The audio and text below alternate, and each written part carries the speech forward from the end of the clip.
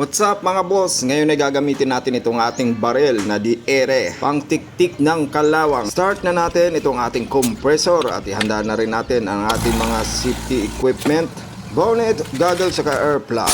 Ayan ang lakas mga boss. Gamit nga natin ito para mas mapadali ang ating pagtiktik ng kalawang. Iwasan lang nating mapadiin ng malakas mga boss at baka mabutas naman ang ating dingding. Pero sa sobrang iwas nga mga boss natamaan din natin itong gilid ng ating salamin. Ayan, nagkaroon ng crack. Naku po. Okay lang yan at konti lang naman at pwede pa. Ito naman mag-grinder naman tayo mga boss pagkatapos natin magtiktik ng kalawang. At ang gagamitin nga natin dito mga boss ay itong grinding disc natin, no? Binaliktad natin yung isa at pinagpatong-patong natin yung tatlo para mas matibay yung pag-grind natin.